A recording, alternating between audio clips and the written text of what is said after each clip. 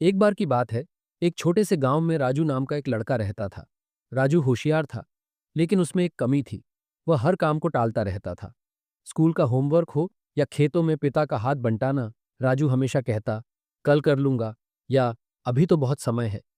उसकी माँ उसे बार बार समझाती थी, बेटा, समय सबसे कीमती चीज है।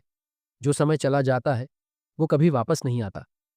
लेकिन राजू के कानों पर जूं तक नहीं रेंगती। एक दिन गांव में एक घोषणा हुई कि पास के शहर में एक बड़ा प्रतियोगिता आयोजित हो रही है।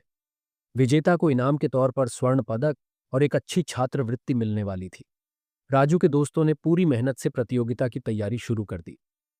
राजू ने भी सोचा कि वह हिस्सा लेगा, लेकिन अपनी पुरानी आदत के मुताबिक उसने तैयारी टाल दी। वह सोचता रहा, अभी तो कई दिन बचे हैं, कल से पढ़ाई शुरू करूंगा। दिन बीतते गए और प्रतियोगिता का दिन नजदीक आता गया। राजू ने आखिरी दिन किताबें खोलीं, लेकिन तब तक बहुत देर हो चुकी थी। प्रतियोगिता के दिन उसके दोस्त आत्मविश्वास से भरे थे और राजू घबराया हुआ।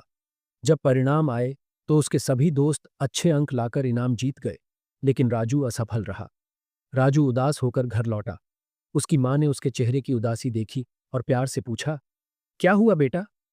राजू की आंखों में आंसू आ गए और उसने कहा, माँ, अगर मैंने समय पर तैयारी की होती तो मैं भी जीत सकता था। उसकी माँ ने मुस्कुराते हुए कहा, देखा बेटा, यही तो मैं हमेशा कहती थी, समय की कदर करो। जो समय एक बार चला जाता है वो कभी लौट कर नहीं आता।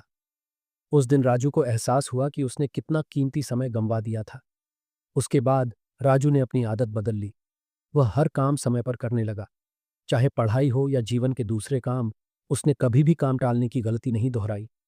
समय के महत्व को समझते हुए राजू ने अगली प्रतियोगिता में न केवल हिस्सा लिया, बल्कि पहला स्थान भी हासिल किया।